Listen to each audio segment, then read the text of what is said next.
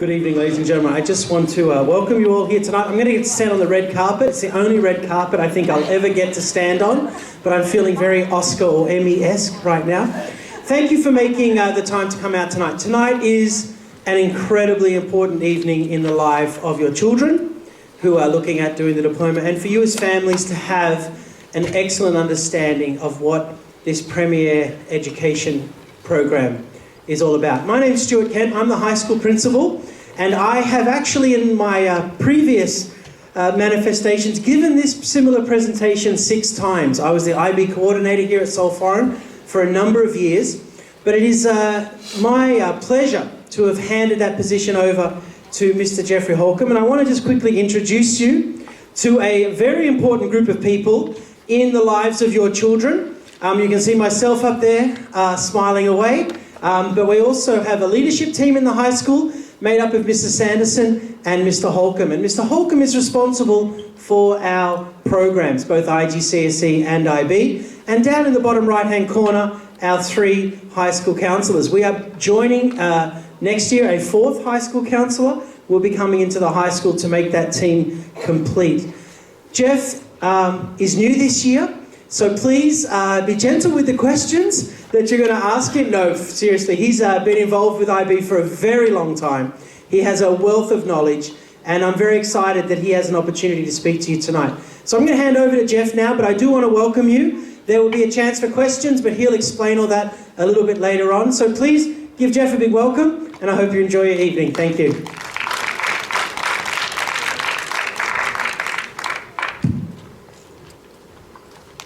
I just want to say thank you for coming out.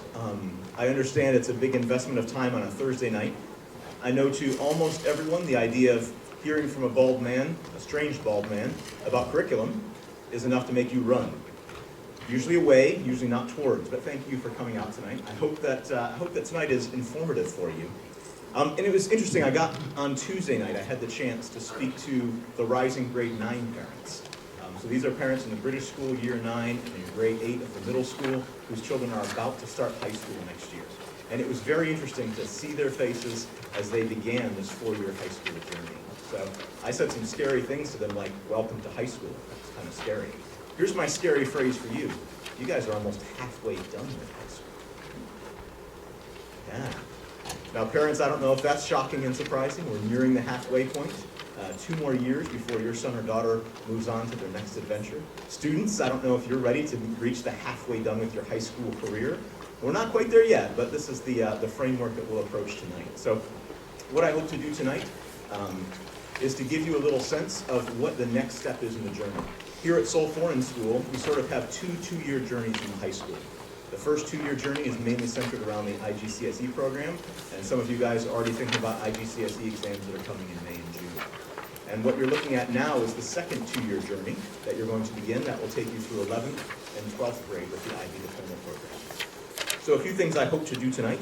I hope to help you understand a little bit more about what the IB Diploma is. I hope that you get a little bit of an understanding as to why I think the students should take the IB Diploma and the benefits from it. We're going to talk a little bit about what the IB Diploma looks like here at Sulphur School, and then we'll have a chance to answer your questions.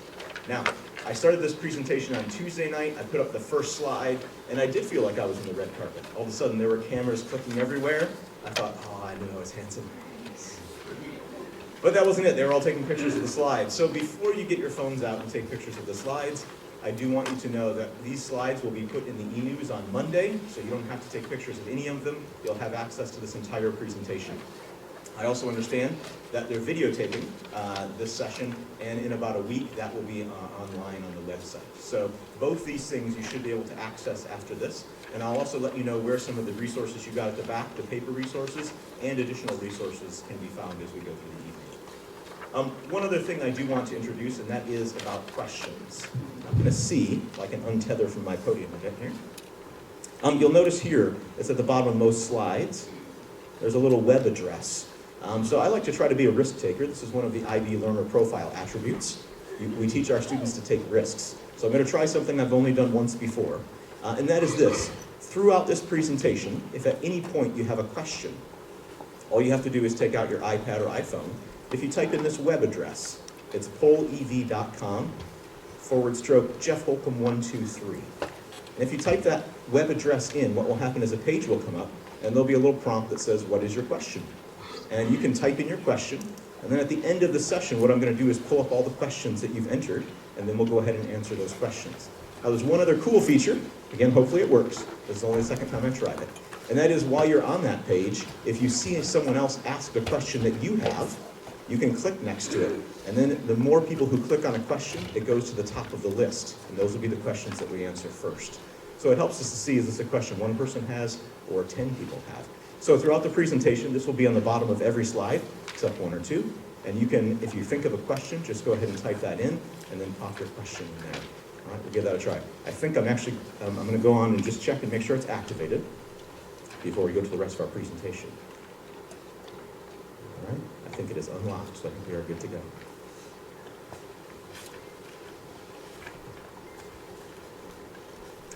All right, why you might be interested in taking the IB Diploma. I went online, I looked up a few colleges. This little-known college from somewhere in the Northeast, I think in Massachusetts. And I looked at some of their websites and what they say about college admissions.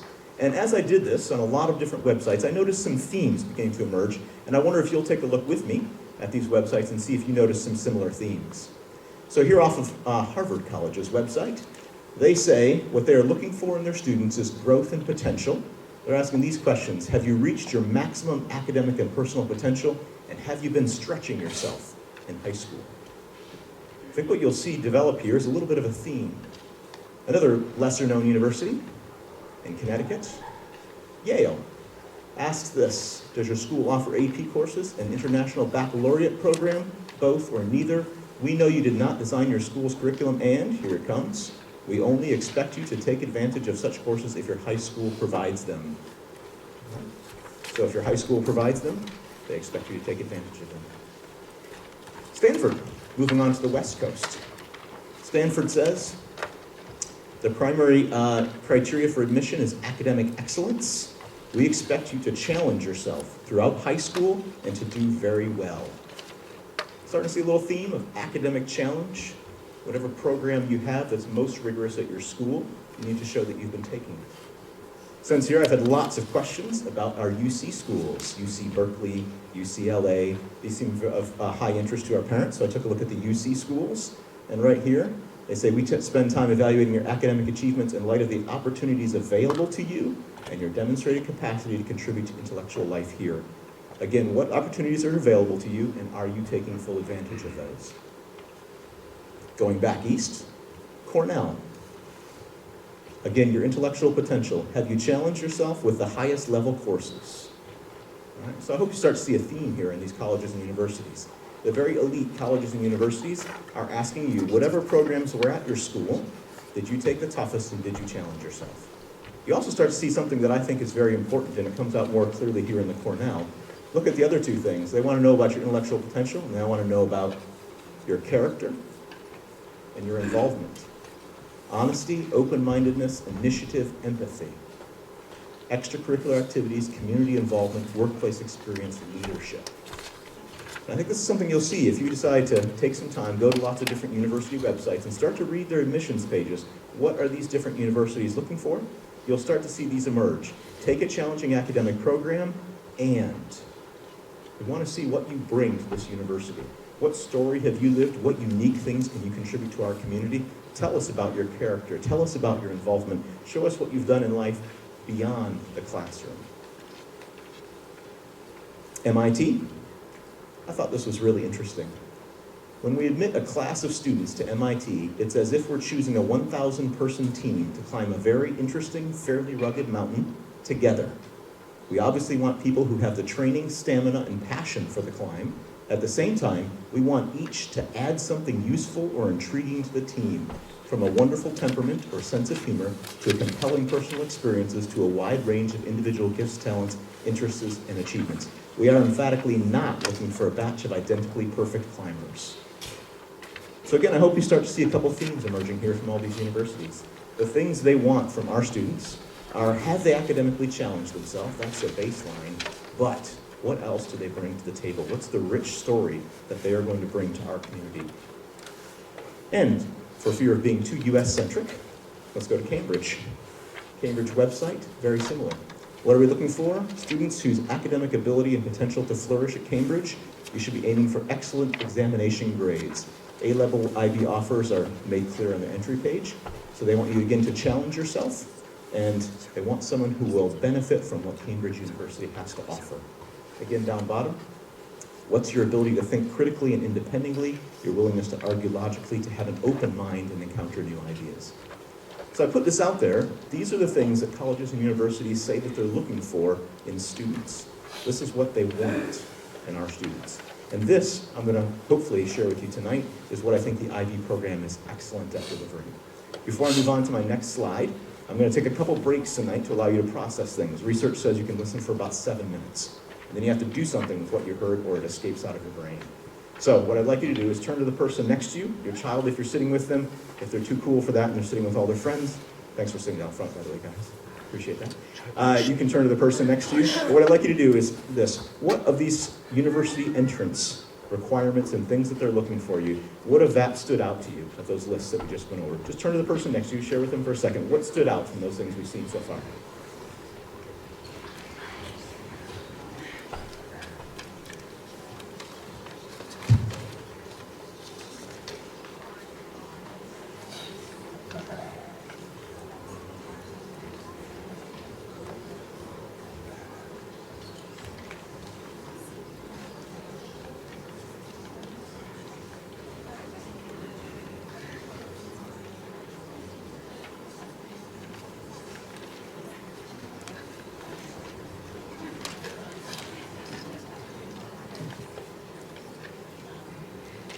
All right, hopefully you've broken the ice with the person next to you. There's about 3 more times I'm going to ask you to do this tonight. So get used to a little bit of conversation. Would anyone like to be a giant risk taker along with me and just share? What's something you saw here that stood out to you? Anyone want to be a giant risk taker? Yes? Challenge yourself? Yeah, very good, very good. Anyone else? What stood out to you from those university statements? We have one brave person in the room. All right, I'm going to get you to talk more before the end of the night. That's what colleges and universities are looking for. What does the IB Diploma program offer? I put up on top of this slide what I think is a pretty bold but a very accurate statement. And that is that the IB Diploma is the premier university preparation in the world, full stop. Now, it's not just me saying this. There's an awful lot of research that backs this up and that points to this. A few of the things you notice here on this slide. In the United States, they've done some studies on former DP students. They are significantly more likely to attend a selective or highly selective institution over the average US college goer. Again, jumping to the UK, twice as likely to attend a top 20 university than the average A-level student in the United Kingdom. This, we're going to touch on later, very interesting to me. IB students have an easier time adjusting to university studies. Now I've got reams and reams of studies, and if you love to read studies, then I'm going to show you later a spot where you can get lots of these links and read all about sample sizes, plus and minus this percent and all of that. So if you're into it, all that's coming for you. I'm going to give you a little bit of a brief overview. In the United States, now this is coming from someone who actually used to teach in the United States, and I actually taught in an AP program when I first started teaching. So for my first 5 years of teaching, I spent in the United States, in the state of New York. I taught AP Economics. And then at some point, I made a big jump, and I moved to Tanzania, East Africa, and I began to teach IB Diploma Economics. And the difference absolutely blew my mind. My characterization is this. AP was about a mile wide and an inch deep. Cram a bunch of facts in your head and spit it out. IB forced students to grapple with economics at a much deeper level of analysis and evaluation. We actually found that students who come with some more traditional approaches to economics really struggled in IB economics because it wasn't memorize and give a definition. It was twist the concept, stand it on its head, and tell me why it doesn't work in this situation. And I love that. It really got me passionate, more excited about my subject of economics, and I love teaching in the IB Diploma. I've never gone back. Now I will tell you this, the advanced placement program in the US has changed a lot. The secret is they've tried to become more like the IB. The problem the AP program has hit is this. AP is not a program. It's a bunch of individual courses. You can choose to take this AP course or that AP course. You can take all of your AP history courses in government and economics and take consumer math. Never challenge yourself in math. You can be a real math AP person all the way through and never take a challenging English course. One of the things that you'll see shortly is that what universities recognize is that the IB Diploma program is just that, it's a program. And in the IB Diploma program, there is no easy math, there is no easy English. All the students face very rigorous courses in all the subject areas. So when a student brings an IB Diploma to the table, that says, I've challenged myself, not just in this one area that I'm really good in, but all the way across. And the IB Diploma program also brings so much more. We'll talk about the core of the IB, and we'll talk about some of the things that are exceptional about that. So what AP has done is try to become more of a program. They've introduced a capstone project. They've changed their assessments to try to become more like the IB. But as you can see from some of the data here, it's showing that the IB is a holistic program, much more rigorous overall, and you can see DP cohorts versus national cohorts. We have much higher graduation rates than students coming from any other background other than IB. Now, I won't just talk about US tonight. We'll take a look at the United Kingdom, comparing the IB Diploma program to A-levels. So you can see here, students who take the IB Diploma program get into the highly selective, the top 20 colleges and universities in the United Kingdom at a rate almost double students from other backgrounds. If you look up here, students in the IB Diploma program are more likely to, these are all studies that have shown this, enroll in one of the top 20s, receive an honors degree or award, continue to further studies, be employed at graduate level positions and higher paid occupations. Here's a few notes about the IB Diploma versus the A-levels. This is again in the UK. So the IB, the top score in the IB Diploma is 45. The pass mark is 24 points. Worldwide, they say only about 78% of students that take the diploma each year pass it, as opposed to the A-levels, which in many situations 100% of the students pass it. What's interesting to me is this pass rate has been pretty stable for the last 25 years of the IB Diploma. It's one of the few educational instruments that has maintained its rigor over time and has not watered down its grades or its performance levels. Also of note, just so you know, 78% of students around the world, the IB Diploma pass rate here at Seoul Foreign School was 91% last year. So whereas the rest of the world gets under 80% of the students through the full diploma, we get over 90% of our students through the full diploma. You'll notice here, it's comparing the IB Diploma, if you're familiar with the A-levels, to the A-levels as far as grades. 35 points in the IB Diploma is equivalent of 2 grade A stars at an A-level and 1 grade A. And we had over 35% of our students score higher than a 35 and get what would be a very, very solid recognition in the A-level system in the United Kingdom. We actually had one student last year score a 44, which would basically be the equivalent of 5 grade A stars of A-level courses. And so we're talking about an incredibly rigorous program that is open to all of our students here and stacks up against anything else that you can bring to the table. If you'd like to look a little bit here in our own region, you can read some about Australia and New Zealand and what their admissions officers had to say about the IB Diploma versus the New Zealand certificate and the A-levels and the American APs. There's this. And there were some studies done out of China that looked at all the diploma results and found that almost 72% of students who come through the IB program enroll in one of the top 500 universities. So again, lots of studies, could go into lots of detail about all the ways, but these, I wanted to give you a little bit more than me just saying so, to say that the IB is the premier university of preparation out there. And again, if you love to read studies, I can give you the full studies for all of this. But to me, what's more important than just getting into a great university is thriving once you're in that university. Right now, I think what weighs on the minds of all of our 11th graders and 12th graders is thinking about what university they're going to go to and getting in there. But we all know that getting in is just the first step. And after that, you have 40 years of work ahead of you, if not more. And so what's important to me is not just that our students get into really good universities, but that our students do really well once they get into those universities. And once again, research shows that this is the case with the IB Diploma. You can note here some of the things that have been again studied, talking about how the DP students are better, well prepared, and more confident when they're taking further studies. And as the study here shows at UBC, they're about 20% more likely to be rated highly in their research skills, their ability to read and comprehend academic material, and their ability to make and prepare presentations. So we feel it's important not just for students to get into premier universities, but then also to succeed once they get there.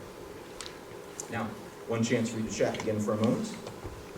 Turn to the person next to you. What's one thing you didn't know about university admissions and the IB that you have seen here in these last few slides, all right? You have 1 minute to talk to the person next to you. One thing you didn't know before seeing these slides.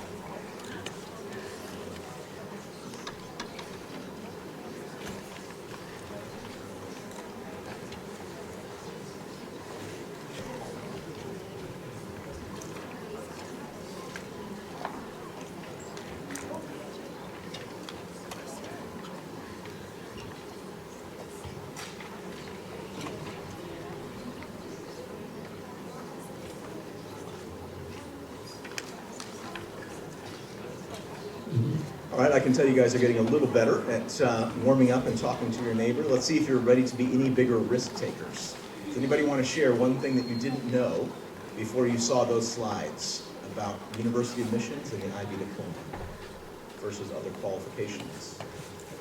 Any hands, any risk takers? What did you see that was new to you?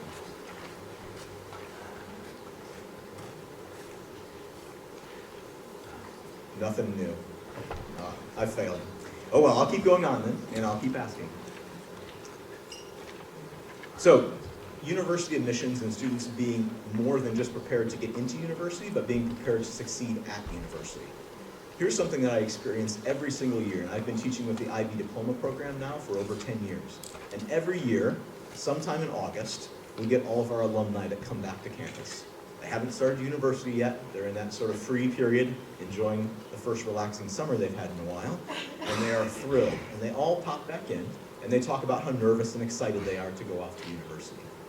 And then it never fails, either at Christmas break that winter or the next spring when they come back, because they're also done earlier, they'd like to come and rub it in the faces of those still doing their IB Diploma exams, that they're all finished.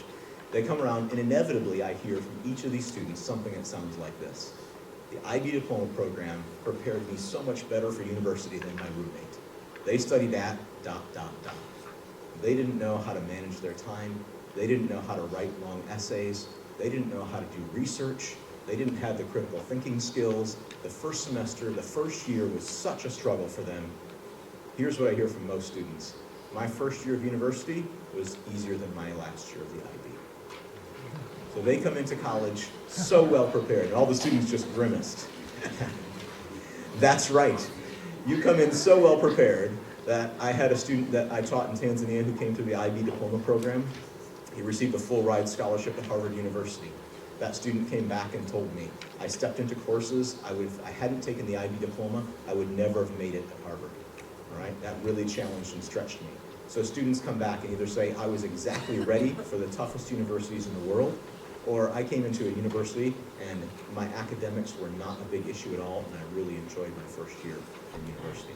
And of course, there are lots of things that back that up. Again, studies looking at the motivation, the work habits, the organization, the time management of IB Diploma students is exceptional compared to students that come from other programs. But beyond just the grades and the academic preparation, I really think that students, you are a lot more than your grades. And what I love is that the IB Diploma program is not just focused on getting you into college, it's not just focused on getting you ready for college to succeed while you're there, but it's really focused on growing you as an individual. The IB Diploma program explicitly talks about the type of people that we are trying to make for the world. And what I love is I feel like that mission of the IB Diploma lines up hand in glove with our mission here at Seoul Foreign School. So much so I put it right there on the slide. So there at the bottom, you can see what Seoul Foreign School's mission is. Our mission, centered in Christ, is to inspire academic, educational excellence, check with the IB Diploma, Christian values, fits in very well as we talk about TOK. We wrestle with ways of knowing, including religious ways of knowing, and you'll hear some more about that. Commitment to service that you find in the IB Diploma, I think, goes hand in glove with our centered in Christ philosophy. Personal integrity and responsible global citizenship. Those are exactly the things that the IB Diploma is about. Getting our students to view things from more than one perspective, to consider an international view on all the topics that we are studying, and to engage with real issues that are facing our world today. So beyond just the getting into university, beyond the academic preparation for university, we want to prepare people, and the IB Diploma does, that are well-rounded, that are broad and balanced, and that are engaging in issues that are important in our world today. Now, in saying all this, I don't want you to think that the IB Diploma is just aimed at our best and brightest. Now, I will tell you this. Every setting I've been in, the IB Diploma program stretches even the best student in the class. The IB Diploma program will push every student. But I also firmly believe this. The IB Diploma program is a good fit for any student that is going to go on to university. It will provide a challenge for each student where they are at. And I found this interesting article that looked at the United States schools, and it was looking at schools that gave students an academic challenge. And it was quite interesting, whether it was the IB or the AP or any other curriculum. Students who took a challenging curriculum and failed still did better in university than students who didn't take that challenge. So we believe that every student would benefit from taking the challenge of the IB Diploma program. One of the things that we do because of that, and it's a great benefit for all of our students, is that in 11th and 12th grade, all the courses that we offer are IB Diploma courses. So our students, whether they take the full diploma program or not, we'll talk a bit more about this in a little bit, are going to take IB level courses, and the transcript is going to show that rigor and that challenge in their academics here at Seoul Foreign School. But what I love is that Seoul Foreign School is not selective in our admissions. Many schools say you can only take the IB Diploma program if you are in the top 10%. It's a nice way to pad your statistics, have your average scores look even better, and it's to be very selective in IB Diploma admissions. But we believe that this program benefits every student with the work ethic, the skills for university, and the skills for life.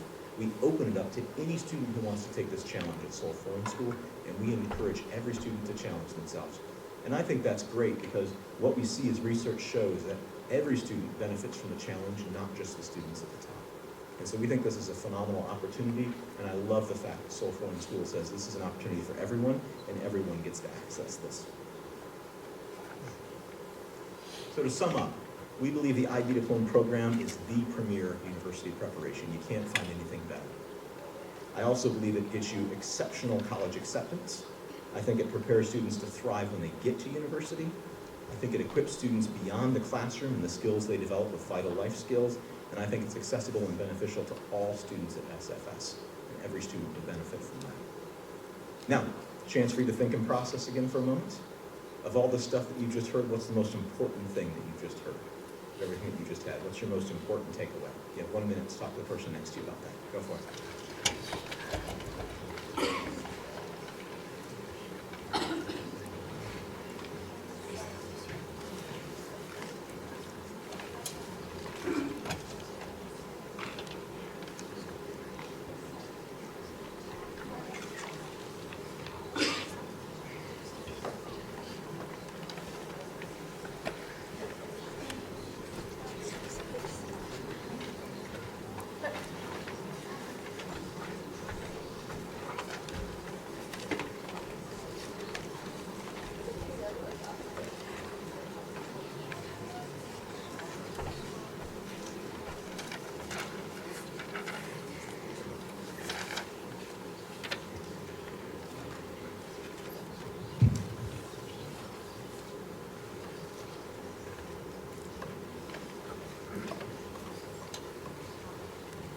Well, hopefully that's given you a little bit of background about what the IB program is, why I think it's fantastic, and what universities think about it, and what university admissions officers think about it.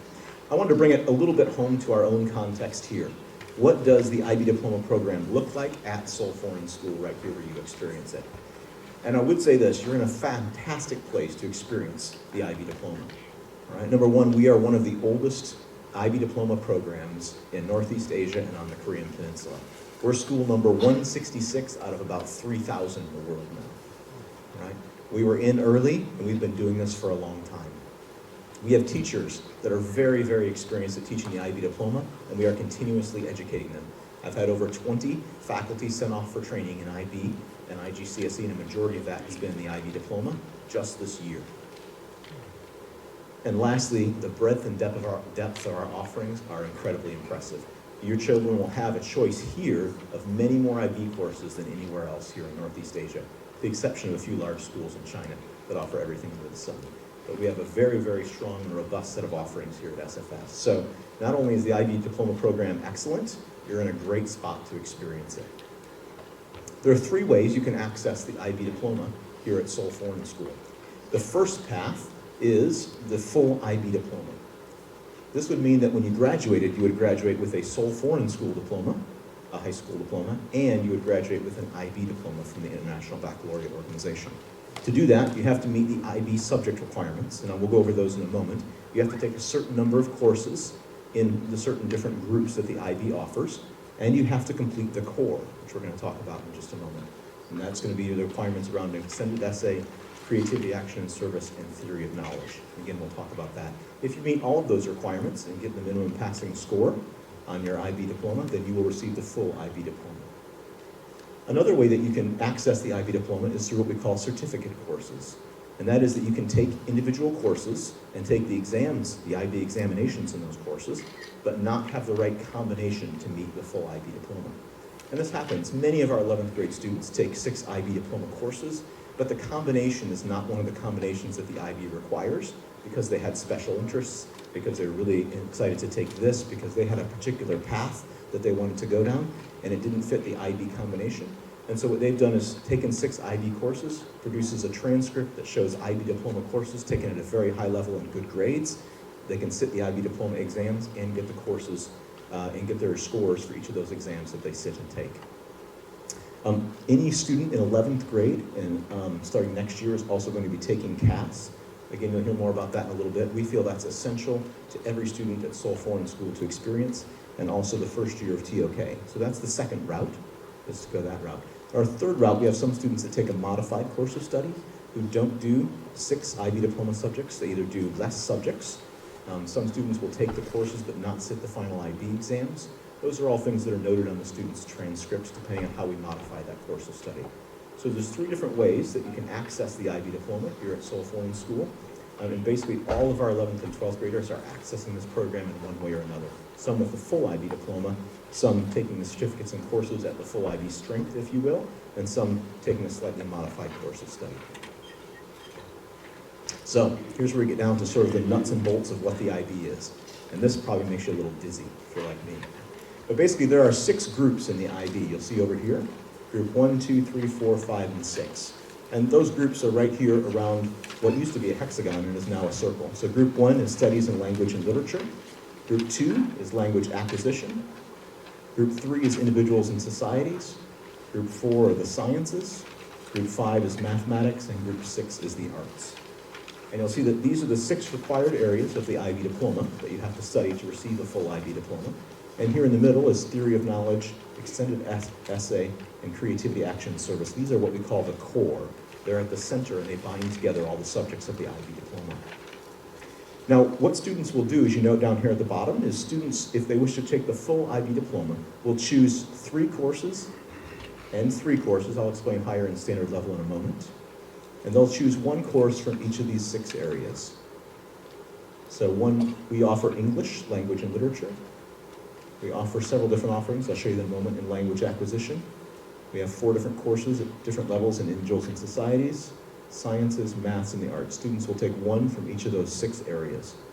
Now, as they do that, they will choose 3 of those courses at the higher level and 3 of those courses at the standard level. Now, that's 2 different levels of experience of the same course. So standard level courses meet for 150 hours over the 2 years. That's what's required. And they often have 1 less, their examinations are shorter. The end examinations, the terminal examinations are shorter in length than the higher level examinations are. Students that take higher level courses, those courses take 240 hours over the 2 years, and the examinations are more lengthy. So students are going to choose a combination of higher level subjects, 3 of them, and standard level subjects, 3 of them, to fulfill their 6 in the IB Diploma. Now, each of those courses will earn a final score out of 7. So we have any math-savvy students here? If I take 6 courses and my maximum score is 7, what's the maximum I can get overall? 42! Yeah, thank you. You guys are better at math than I am. But did anyone catch earlier what I said the maximum score on the IB Diploma was? 45. So how do you get from 42 to 45? That's a difference of, here we go. So the core here, Theory of Knowledge, Extended Essay, and CAS, combined allow you to access what we call the 3 bonus points, or 3 extra points. So students at the end will receive any score between 1 and 7 on their 6 subjects, and that will give us our overall IB score. They add in their 3 bonus points, and that will say whether they achieve the diploma and what level they do at. Now, one of the things I think is great, and I think it's the reason why the IB Diploma program is so rigorous, that it'll push every student, but also accessible to any student, is that look at the range. You need a minimum of 24 points to graduate with your IB Diploma. So if you score anywhere between 24 points, which you can do the math, that's an average of a 4 in each of your 6 subjects, anywhere between 24 points and 45 points in your diploma. So it gives quite a range for students who challenge themselves really hard and just pass, all the way to students who challenge themselves really hard and earn a 44, which was our highest mark earned ever at Sulphur in school and earned last year. So I think that tells you a little bit about the combinations. Later, I will show you a little bit of the detail. There is one option where you cannot take an arts course, and you can take 2 from group 3 or 2 sciences, but I'll explain some of that in depth more in just a moment. Tonight, you probably heard me already once or twice reference the e-news.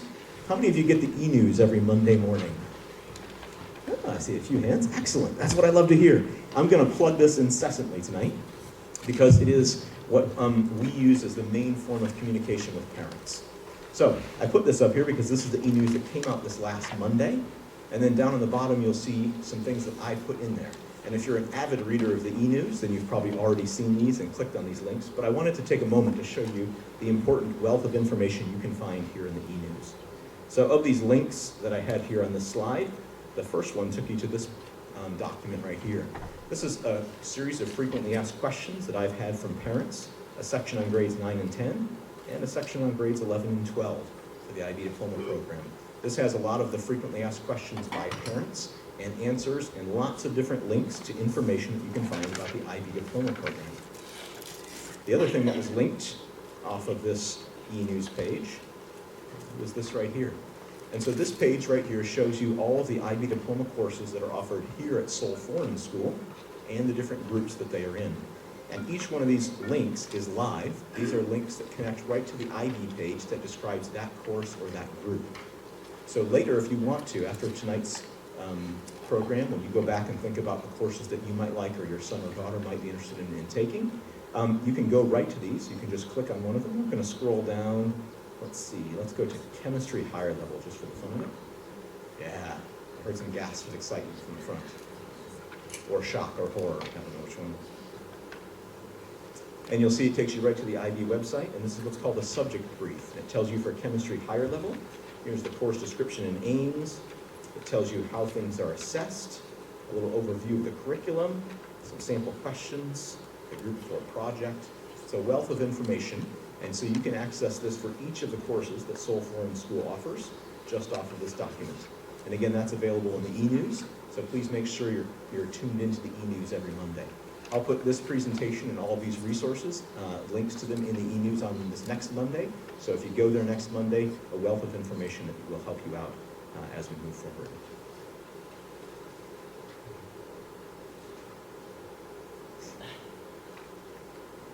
All right, in a simpler slide version, here are the courses that SFS offers in our 6 different areas. So you can see we have English language and literature and English literature in group 1. I'll talk in a moment about Korean literature and school-supported self-taught. But every student will take English literature or English language and literature. In group 2, students will be taking one of these languages here. There's one other option, and this is one I get a lot of questions from parents about, so I want to take a moment just to note this.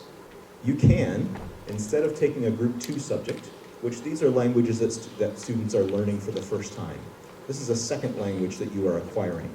These Group 1 languages are languages that you're native or near native fluency, and what you're doing in those languages is engaging with literature in that language. So English, this is a study of English literature.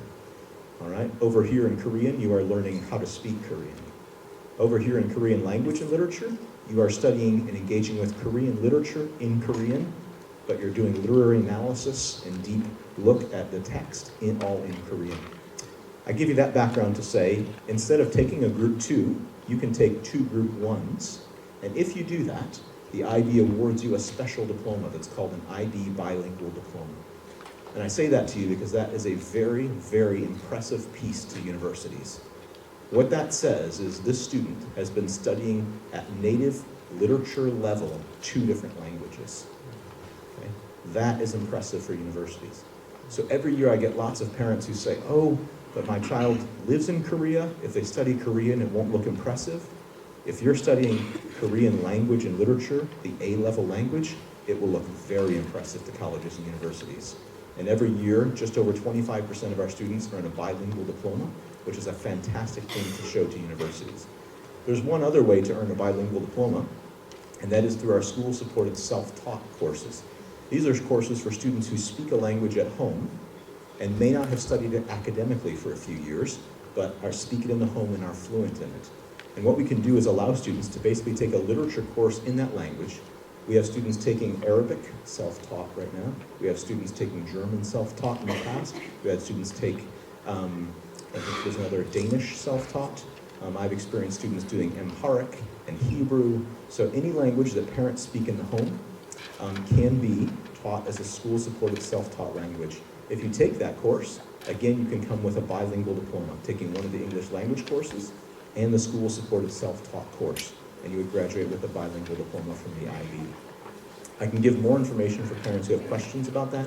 It does involve a little extra expense because you have to have an outside tutor that helps you with that, and it requires some independence of the student because there's not a teacher to keep them on track, but the school supports the assessments in this process, and it's a great opportunity for some students to keep a native language alive and to offer them the chance for a bilingual diploma. Here over in Group 3, students choose one of these subjects that we offer in Group 3. Unless, again, as I mentioned earlier, you don't take one of the arts, and then you can take 2 of those. Here in Group 4 are the sciences. All the students have taken IGCSE coordinated science, so you students have all been prepared for biology, chemistry, and physics, any of those courses. There's 2 courses your students haven't seen that are unique combinations of science, the environmental systems and societies, and sports, exercise, and health science. So if students have enjoyed the traditional physics, bio, and chemistry but want a new science experiment, those are some courses they might want to think because it offers you a fresh approach on the sciences. Or the students are all prepared for any of the 3 sciences that we offer here at SFS. One little note, this environmental systems and societies is a bit of a strange course because it can count as a Group 4 and a Group 3. So it's the only course we offer that actually could count for those 2 different areas in fulfilling your IB diploma requirements. Sorry, a lot of nitty-gritty detail there. Math, we offer at 3 different levels in the IB diploma program. I like to say there is no easy math, all right? But math studies is the standard level course, mathematics standard level is the other standard level course, and then there's a mathematics higher level course. And probably you've already discussed with your student a bit, and you know we have 3 tracks in IGCSE that prepare the students for these 3 different levels of mathematics. And then lastly, the arts, Group 6. Now I hate that Group 6 gets introduced as the one subject that you can skip. So I want to stand in front of you as the IB Diploma Coordinator and say, I think every student should take an arts. And I mean that. And I say that for 2 reasons. One, I got a chance to hear Daniel Pink. Has anyone ever know who Daniel Pink is? He's a pretty well-known author. And what he does is lots of work with different people in STEM-related fields, and he talks about cognition and the creative side of your brain.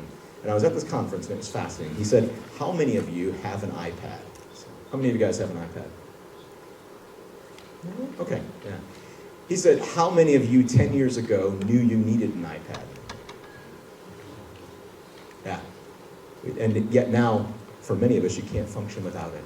So he said, yes, our students need content.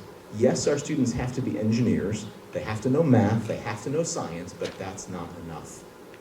What will set our students apart in the 21st century job market is creativity.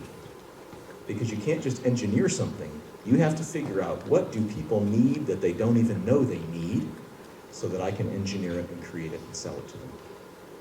They did some major studies of what 21st century job skills are that people are looking for across all the industries. And the number one things that rose to the top, students and what they're going to need for the workplace, is collaboration skills, creative thinking skills. Those are the sort of things that companies are looking for in their employees, and the arts are where that all happens. Presentation skills, creativity, collaboration, in spades in theater. Preparing students to be up in front of groups, preparing students to interact and work on teams. In music, the concept of ensemble, concept of working together, the idea of practice and repetition, those are all things that help students to be successful. And in the visual arts, the idea of creativity, of multiple perspectives, and engaging people with different viewpoints. So I always want to stand up and say, don't throw away the arts. I think every student should take one of those. It's an important breadth in high school that prepares you so well for beyond.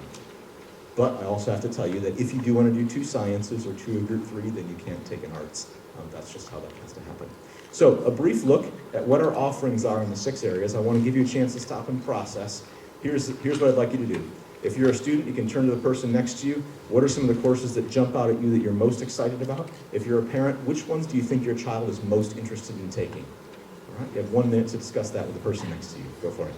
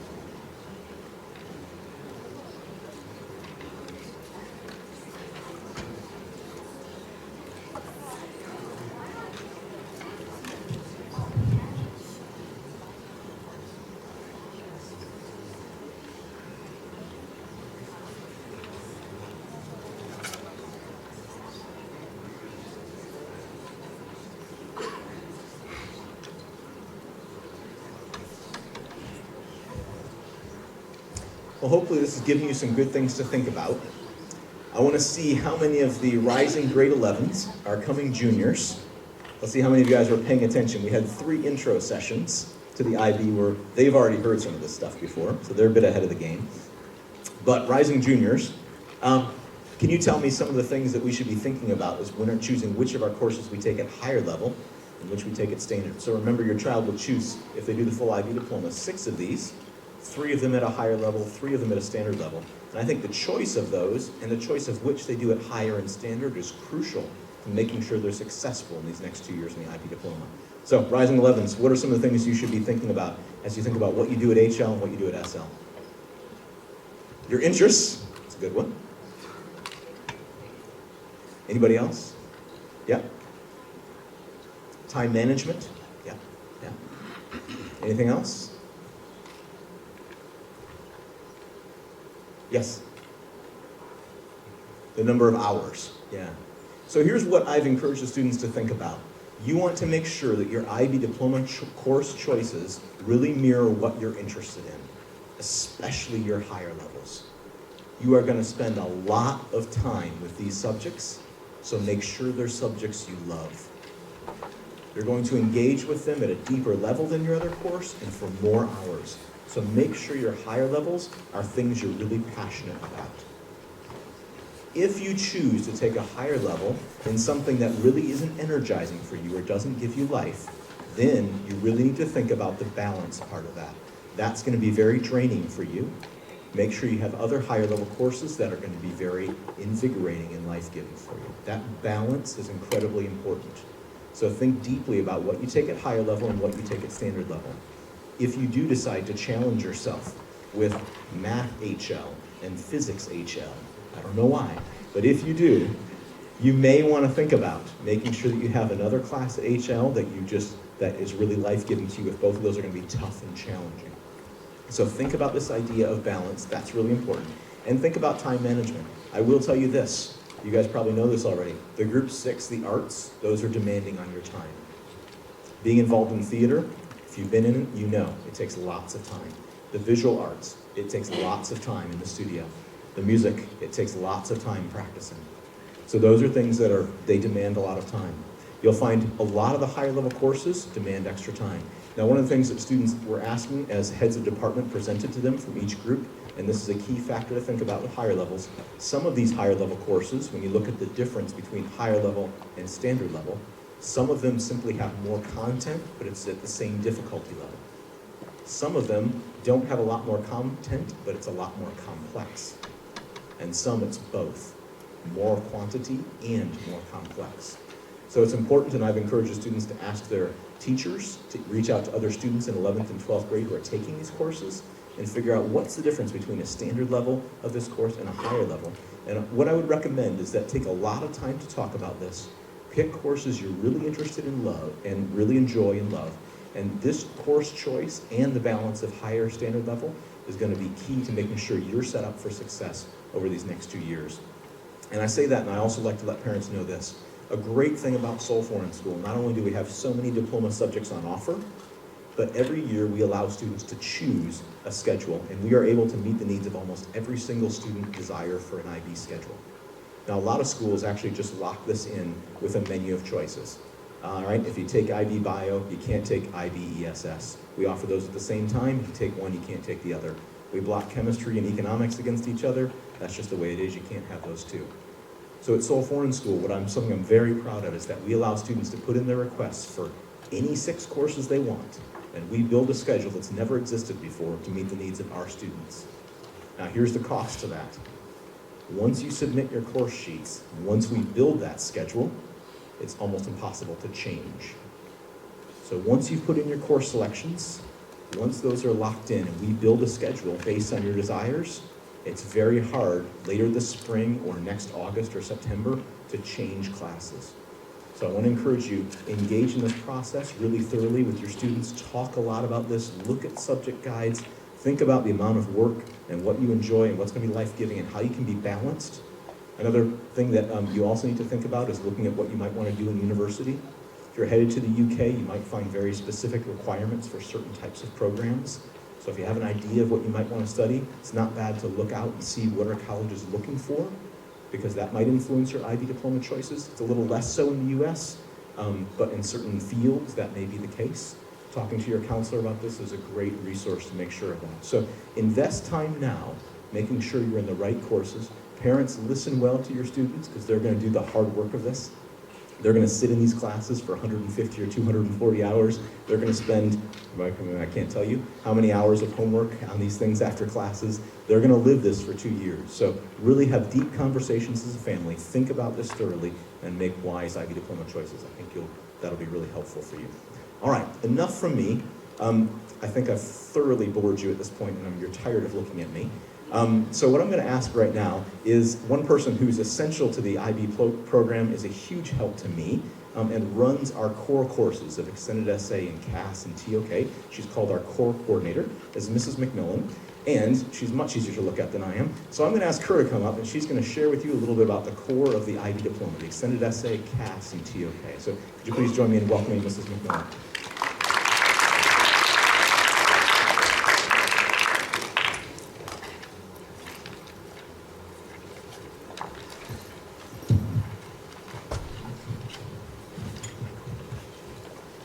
Good evening. Can everyone hear me? Excellent. Many of you probably don't know me because I am new to the school. My name's Mrs. McMillan, and this is my 12th year of being an IB teacher, and I'm here to coordinate the core, as Mr. Holcomb just told you. And I'm incredibly excited to be here and play such an important role in delivering and organising the diploma program here at SFS. So the core program is probably one of the most important aspects of the IB that distinguishes it from all the other programs that are out there.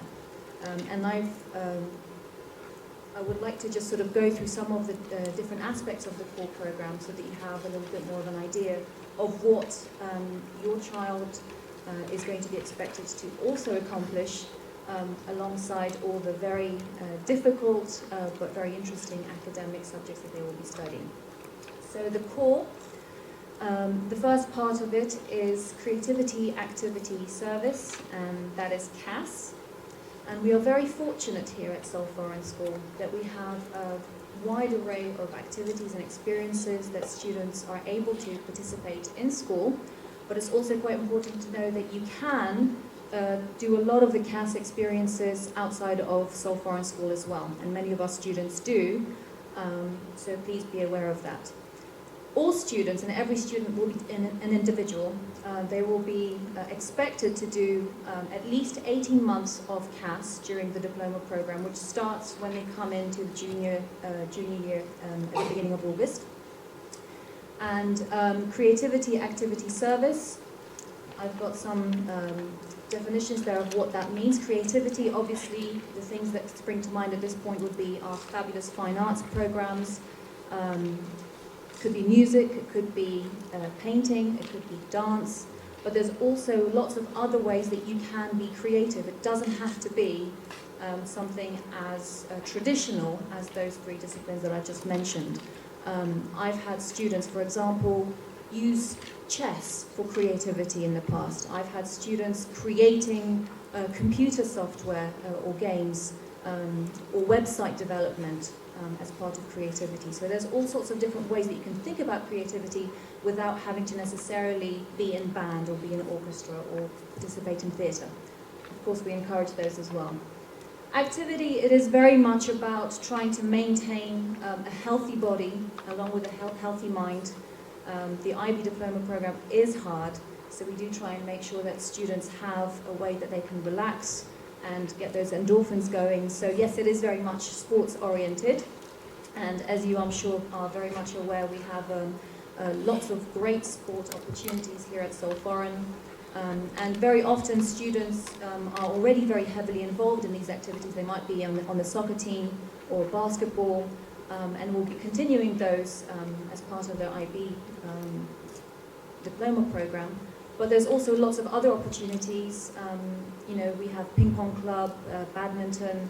I think we have ultimate frisbee as well that is played sometimes. So there's all sorts of things that you could possibly do in order to be able to maintain that healthy balance and lifestyle as part of action.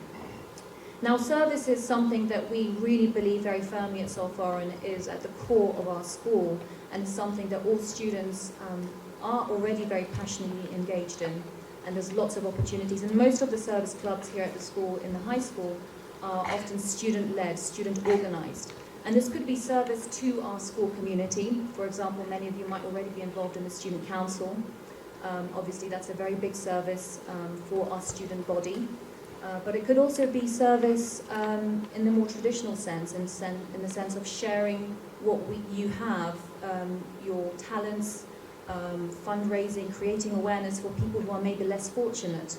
We have students who work outside of the school community with orphanages, students who are raising awareness through things like Amnesty, etc. So again, there's lots of great opportunities for students to get involved in all three at Sulphur.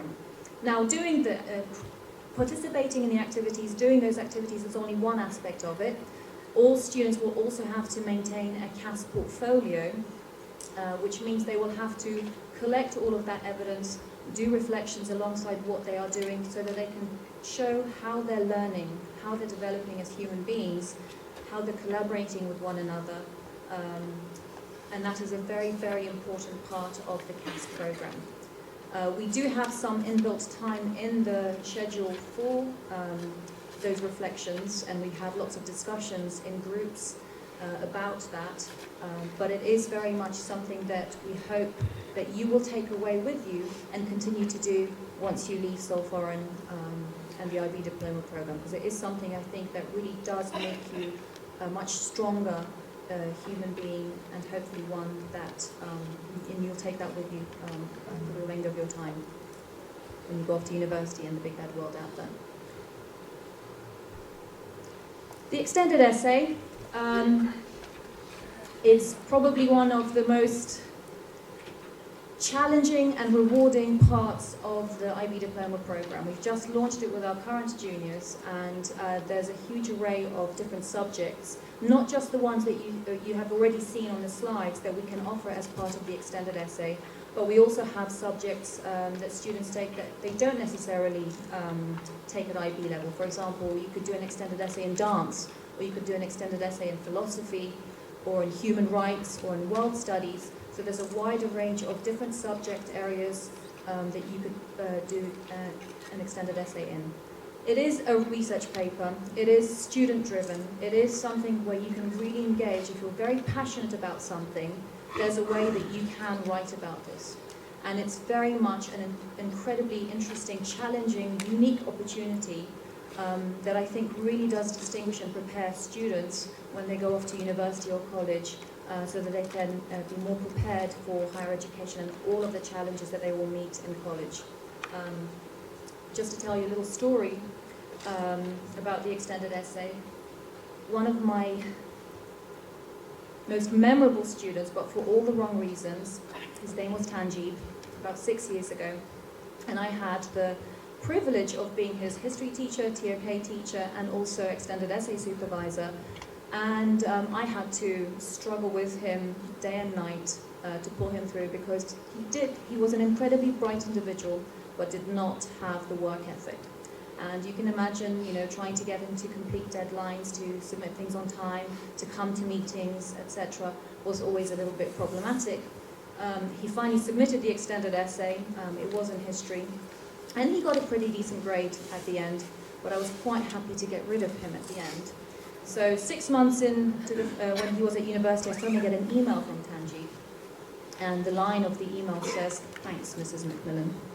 And I'm sure we've all been in a situation where you misread an email and you think, oh, what is he going to say? And I opened it up and I read it, and I was pleasantly surprised, because he said, "Thanks, Mrs. McMillan. Thank you for taking me through this. Thank you for helping me time manage. Thank you for helping me become a better researcher. I have been able to ace my first semester at university. I have been able to do my own research, and I have been able to hand things in on time. Thank you." And I will never forget that, because that is exactly what the extended essay really does instill in students. They will struggle. You will struggle through the extended essay. Hopefully you'll learn a huge amount about yourself and the subject that you're passionate about, but it will be probably the most important preparation that you'll have for college or university, because you will be able to do it yourself. Okay, so that's a huge part of the diploma program. And last but not least is theory of knowledge.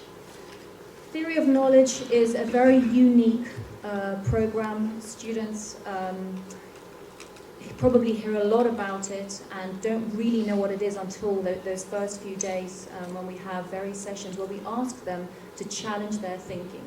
I've just put down a few things on that slide. How do we know in maths? What is 2 plus 2? Someone tell me? How do you know? How do you know that 2 plus 2 is 4? Because your teacher told you? Because that's what you've been told? 2 fingers? But are those real numbers? Each finger represents something, but that's imagination, isn't it?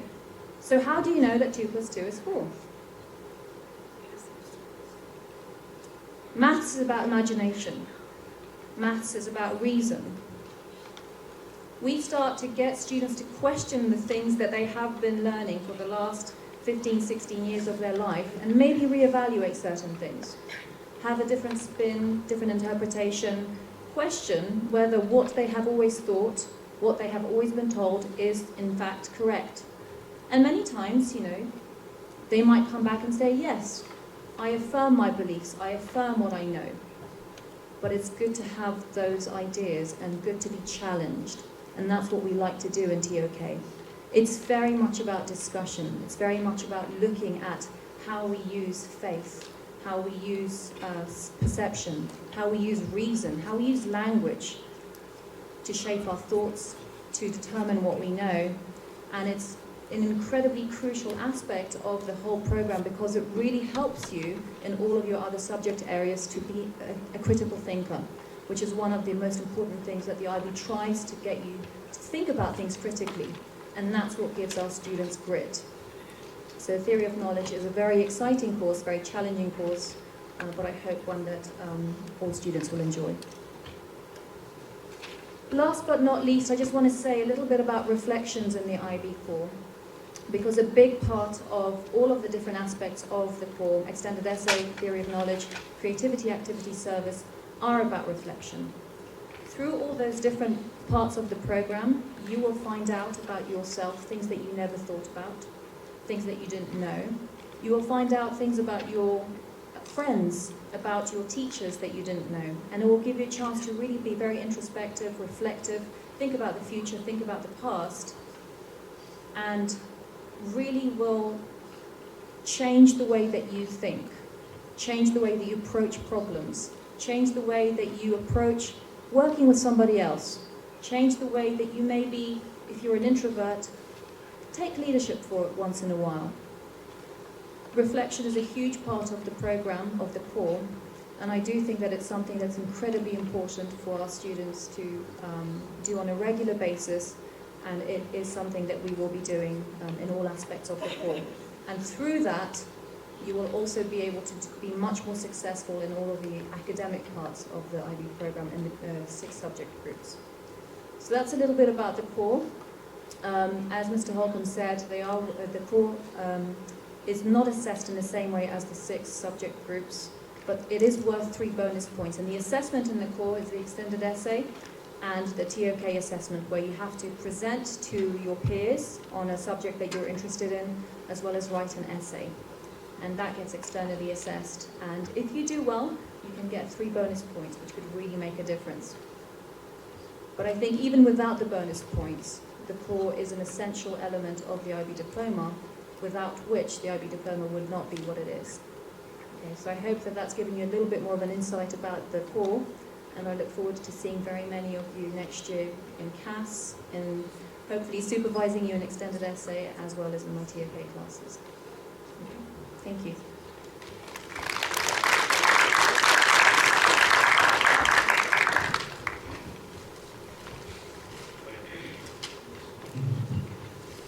Thank you so much, Justina. I appreciate that. Hopefully that's giving you a bit of a clearer picture about what the core of the IB Diploma program is like, and giving you a break from listening to me. But that break is over. I'm back.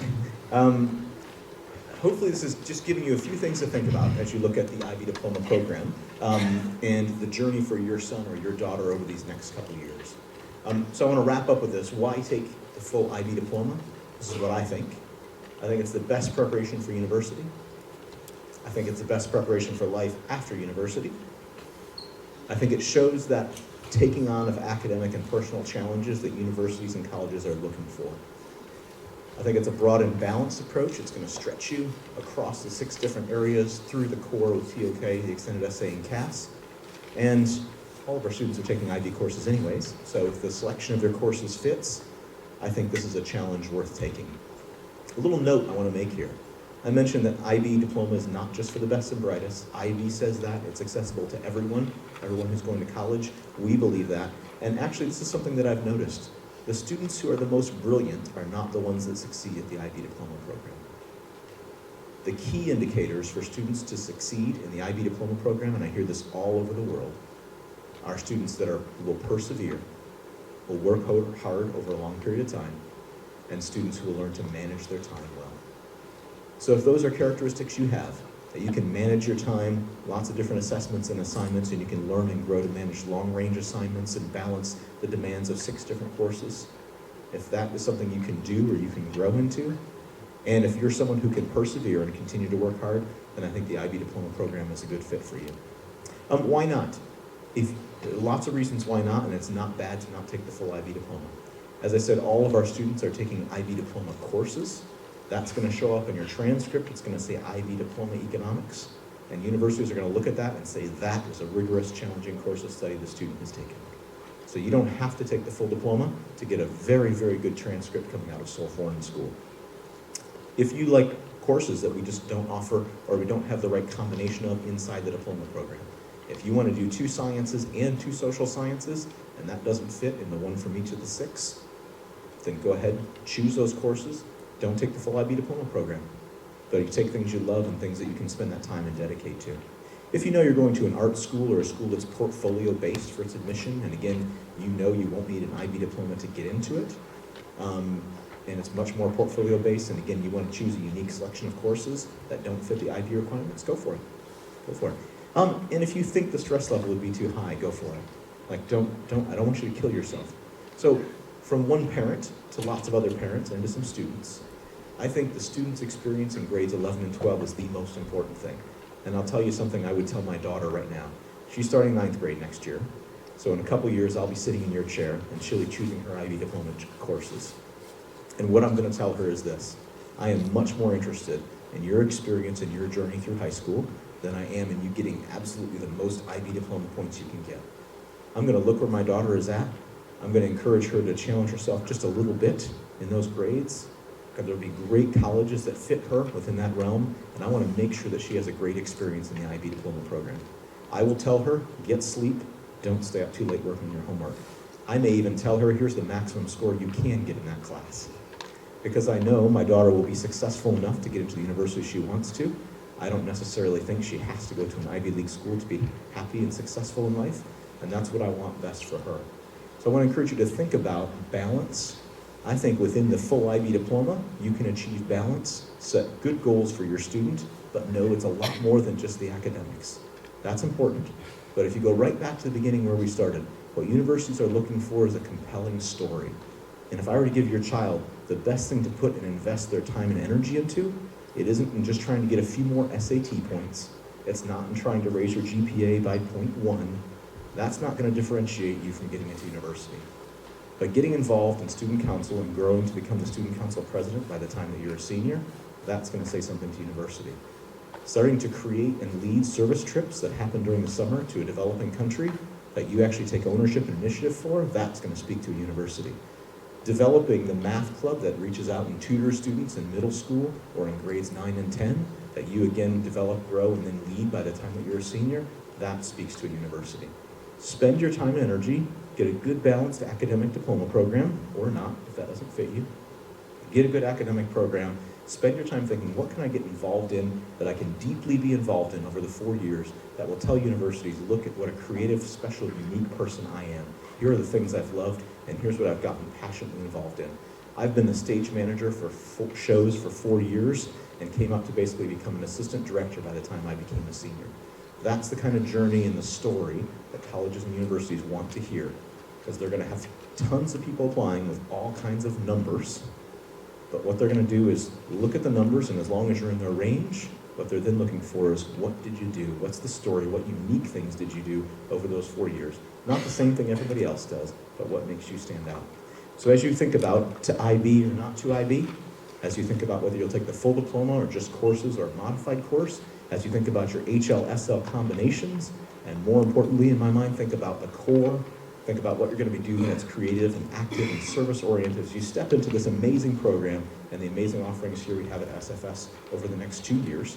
Keep all of these things in mind and have some good quality conversations as you look forward to making these choices.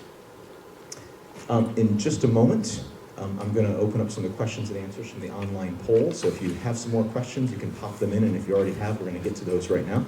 I'm going to invite Mr. Kent to come up on the stage with us to help me, and any tough questions you ask, I'm going to give to him. Also, immediately afterwards, right down front here, Myung Sung is going to come help me, and we're going to have a session if you wish to ask some questions in Korean. She can help to answer those and help me if that would help you. If you prefer to ask them those questions in a smaller group and in Korean, you'd be very welcome to join us down front immediately afterwards.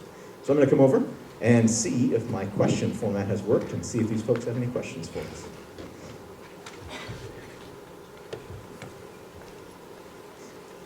Have you been able to enter questions? No. Oh, why didn't someone tell me? Let me try to refresh this, and I'll see if you pop some in. Oh, 8 different people there. Let me try that. All right, see if you can do it now. I'll go back to a slide. You probably need the address, don't you? I'll jump back to my slide so you can see that address, and I'll give you a couple minutes to type in some questions. Again, go to this address here, type that in, and then type in any questions you might have. Sorry you couldn't do that throughout. I was kind of hoping you'd have that chance. Still not working. Told you I was taking a risk, and watch it fall totally flat on its face. No responses received here. Yeah. Well, if that doesn't work, we'll just answer some. We'll just have to have you raise your hand and ask. Does anyone have any questions they'd like to ask? It'll save you typing them in.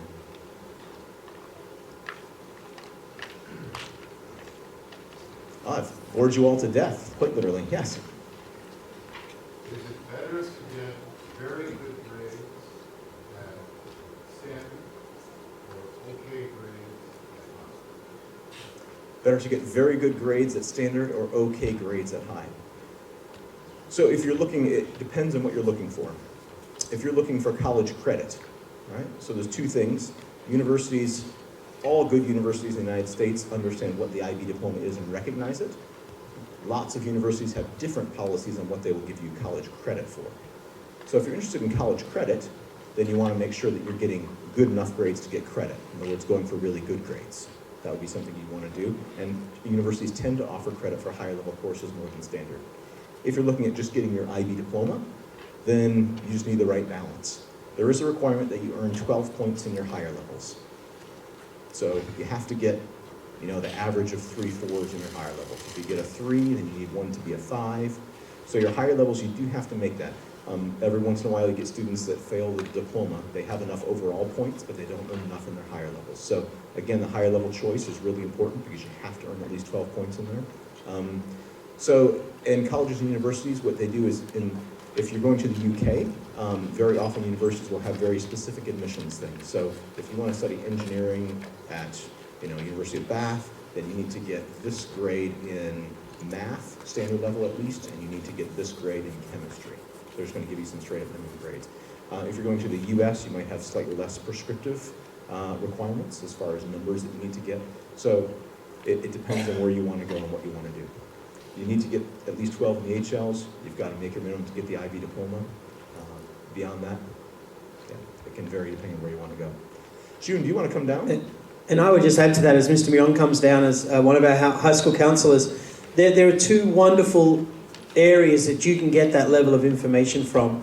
One is on UCAS, which is if you're going to university in the United Kingdom, it clearly lays out exactly what scores you need to get in what courses to get into economics at the London School of Economics. That's UCAS, and that's a public website that you can all access. The counselling team here at Seoul Foreign School is the other group of people that you can talk to in regards to the questions about scores. But the other place that you can go is the IBO's website, www.ibo.org,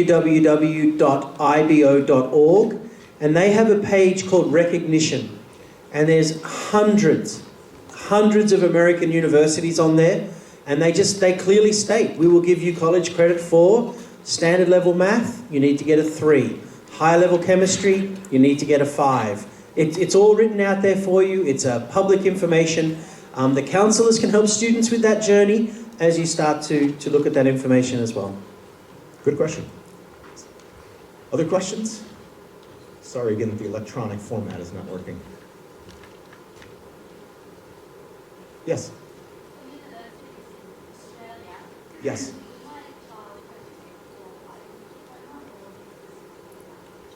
Good question. June, do you want to talk to Australian universities? Or you want natural Australian? As an Australian, it's a mixture. Yeah, I would recommend you do the diploma, but you can get an offer from an Australian university, and it's a state-based thing. There are some excellent government organisations where you can input your scores if you don't do a diploma, and they will convert that to an Australian level qualification. But I'm sure Mr. Myong will have some more information. For the most part, we recommend that Australian students do the IB diploma because it's much more straight up. Although they are more open to different types of qualifications, for the most part, IB, there's a very straight way in to the universities with an IB diploma score of certain. Good question. Other questions? Keep them coming. Yes?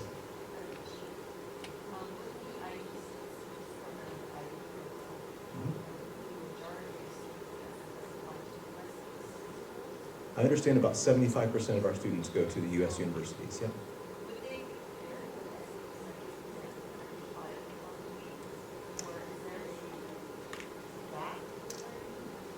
So the SAT subject tests, and I'll defer to June in a moment as well, what the ACT subject tests and the SAT2s all say is the best preparation for students for those specific subject tests is time in the classroom.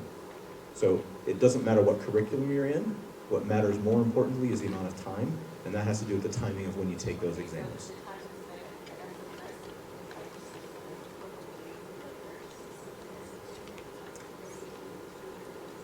They will. There's no curriculum that directly lines up with the SAT2 subject, AP, IB, anybody, because no one teaches directly to that. So every subject or every curriculum that's out there has different gaps that students have to prepare on their own if they wanted to get the top marks in that. If you're sitting an SAT subject test, I would say you need to do preparation outside. Depends on the university and what program you're going for. Yeah, for the most part, we'd recommend that most kids take 2 SAT subject tests. Although even though if they're taking the ACTs, they actually don't have to do that. Although there are a handful of universities that still require subject tests even if you take the ACT. If you're going for an engineering degree or engineering college, then most likely they will ask for physics and math 2C as part of that qualification. In terms of the actual preparation for it, yeah, I think Jeff is right. There is no specific course unless we teach an SAT subject test for that specific area that will cover 100% of everything that's covered in a subject test. However, the problem right now that lies in the number of kids that are trying to take their subject test in their freshman and sophomore year, which is not what it's designed for, which is the reason why kids have to spend a whole lot of time in hagwons and trying to catch up with things that they don't need to do at that time. Although I realize that the reason for that is a lot of kids want to get that out of the way before they get to the IB, but it kind of defeats the purpose of what that subject test is all about. It's supposed to be taken at the end of their junior year. That's what it's designed for. And so if you take the IGCSE chemistry, for example, coordinated science, which has chemistry in it, and then you take the IB SL or HL Chem Year 1, chances are there are very few topics in the subject test in chemistry that you would need to learn on your own. Will there be some? Probably. What percentage? Very little. As opposed to if you try to do it in your freshman or sophomore year, you'll have to learn that on your own 50, 60, 70%, which is where kids get all stressed out.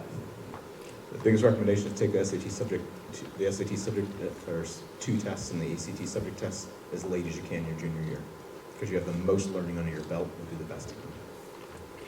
Good question. Yeah?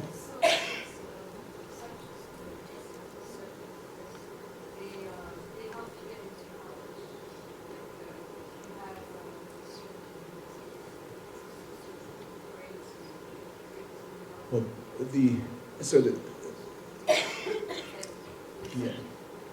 SAT test itself is aimed at English and math, and so schools, universities that wanted particular information on specific subjects more than that have led to the creation of the SAT2 tests. The ACT it covers more subject areas inherently in itself, so it needs less add-ons. But will it help you? Yes, if you're going for certain programs, it's definitely going to help you. It depends on what you want to get into. Is that?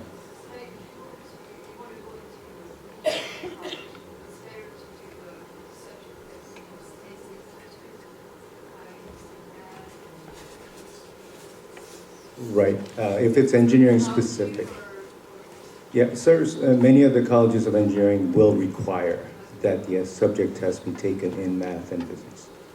But that it's very few. I mean, overall, there are, I think, majority of the schools will want it, 1 or 2. A few handful, just a small number of universities will ask for 3. But for the most part, it's 1 or 2 or none. If you take the ACT, which has a writing, English, math, and a science component, the ACT test takes care of all of those. So with one sitting, you don't have to worry about the subject test. Yeah, I think it's more than one test. So subject test, you can take up to 3 in one sitting in one date. Most kids don't want to study for 3 different things and be ready for 3 different subject area tests in one sitting. And so we're talking about if you're taking the SAT and then you take the SAT subject test 1 and then 2, which makes it 3 different tests. And if you want to take it twice, that's 6 times that you have to sit. And for that reason, a lot of our students end up trying to take it in their sophomore year or even their freshman year, trying to get it out of the way so they don't have to worry about it in their 11th and 12th grade years, which makes sense. The problem is that a lot of kids end up doing it again anyway. So.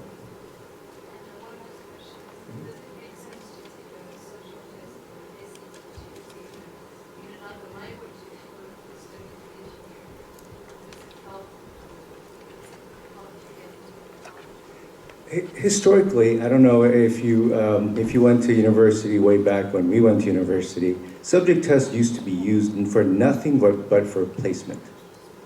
Historically, that's what it was supposed to be for. Now, as it became more and more competitive, they decided that they were going to use that as a criteria for admission, trying to distinguish one student from the other. And so, but still, it is not as important. And so in the end, do they require it? If they require it, if they say they need it, then you should take it. Is it no matter how many or what specific score? That's not what we're going for here. If you're going for engineering, chances are a language subject test, that's a 3rd one, will not really be of use. Yes? First of all, when do the students decide which courses to take for those that are going to junior and science? So, thanks for giving me a chance to plug what's on the screen right here. We're not done sort of with information yet. I've given you a very brief overview tonight, and I think probably like drinking from a fire hose, you've probably taken way too much more than you can sort of process. But on March 3rd, we have our curriculum night. What you will get a chance on curriculum night to do is to learn more about each of the different subjects that are available in those areas, and we will have heads of department and teachers available to ask individual questions about it. So for group 3, I need some help with this. Should I take psychology or should I take business? What's your recommendation for a person that doesn't like to read as much? What might have more reading? Which one might have more essays? What's the assessment like? Those sort of questions will be answered on March 3rd. And June, do you remember the dates for? Yeah. March 17th is the final date for all the current sophomores going into the 11th grade year to make their IB selections. And during that, before that, the course selection booklets will be all passed out. They'll have a chance to meet with their counselor. In this case, for this year only, it's just one person, Mr. Krugler, so I'll probably help out. So if there are kids that really want to find out more specifics about what they should or what they shouldn't take, they can come see us about recommendations for those course choices. So March 3rd, the curriculum, March 17th, deadline. That's pretty tight because you got to decide sort of times that once you select, you cannot change. And this what kind of scares me because I think when you gave a picture of ideal scenario of selecting courses, the ones you like, but the reality is whether you're going to the U.S. or Canadian universities or other, some universities are more stringent on the course requirements or in engineering, whatever. You have to be practical to it to a certain extent, and you have to be strategic, and in doing so, at a time span. Let me answer that question on behalf of Mr. Holcomb. On Tuesday, we signed off on our course selection booklet, and that will be coming out electronically on Monday. So you'll have access to a full description of every one of those courses that you saw on the screen tonight to give you a chance to have those preliminary conversations in the next 2 weeks before we have the curriculum night. So you would have 2 weeks to talk through some of those subjects. Come to curriculum night, ask informed questions, and have another 2 weeks after that to be engaged in conversations with teachers at school. You are welcome to have your students contact them, or you can contact them. The counselling team, myself, Mr. Holcomb. We understand that that's about a month for you to be working through those decisions before you have to make a final decision that then we start to build our schedule on. Mr. Holcomb instituted something new this year, and that was talking to 10th grade students with a series of presentations, which we've never done before, to acknowledge the point you were making, that they needed a chance to hear from subject chairs and heads of department and other experts what is chemistry, what is... So we've started that conversation last week. We continue it for the next 2 weeks. We have an information evening and then another 2 weeks. But I think the key is ask your questions. Email us. We know how important this is right now, and we will make... It is a priority for us over the next month, particularly, well, for our whole student body, but particularly for our rising 11th graders who have to make these decisions. And a word of mouth if you want to help other parents.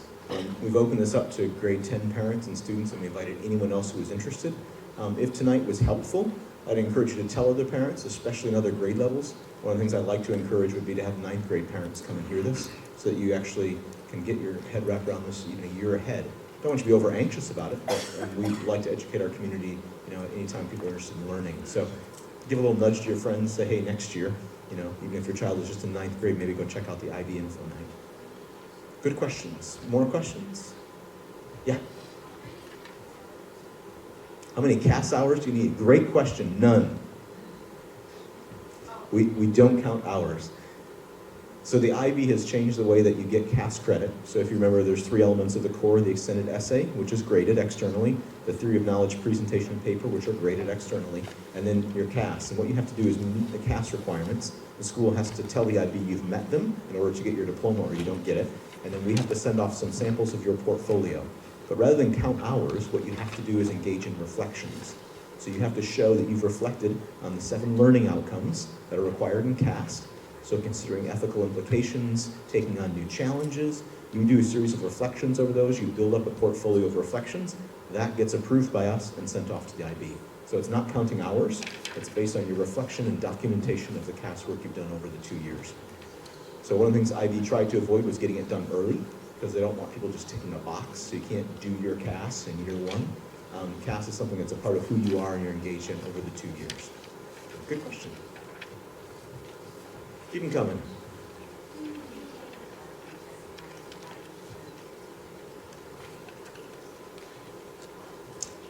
June, UK universities and certificates. I'm out of my league there. For the most part, the ones that are students who are applying through the UCAS to the UK universities, they are looking for full IB diplomas. The ones that are not full IB diploma students, they can still access UK universities through what we know as foundations courses, which makes the 3-year courses that are normal within the UK into a 4-year course. And so the foundations year, for foundations year, what they do look at are what happens in those certificate, I don't know if that's the right terminology these days, what the exam results are, as well as what their grades are and all those kinds of things. They take different things into consideration as they try to select foundations year students. Yes? What's the typical ratio of teachers and students for EE? The ratio of teachers students for EE.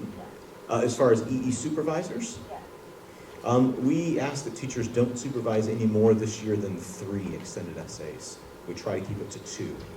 So the extended essay supervision is an involved process. Teachers really work closely with those students, and I encourage students to really rely on them. So we try to keep it to 2. There's a few that have 3. Good question. Yes? So I guess for the TOKs and ESAs, you don't really get a numerical grade, which is an average into your GPA. No, you can earn from the TOK presentation and paper you write, and from the extended essay itself. They're all graded internally and then moderated externally, so they're graded externally. Those can get you up to 3 bonus points, so it does count in your IB grade based on how you score. SFS grade. Those are not counted in your SFS GPA. Good question. Well, either I've tired you out, or you've fallen asleep, or we've answered all of your questions. I'm going to hope for the last one. I really do want to thank you for coming out tonight. I hope it's been helpful and useful to you. If you'd like, again, we'll have a question and answer session in Korean right down here at this point. If you have any other questions, we'll still be around to help to answer those one-on-one. But thank you so much for coming out tonight, and please don't hesitate to contact us with questions. And look for the e-news on Monday. Lots of good stuff in there. Thank you so much. We'll be available for questions up the front, and Myung-sung's here too. So please thank you for coming. Thank you, Mr. Holcomb.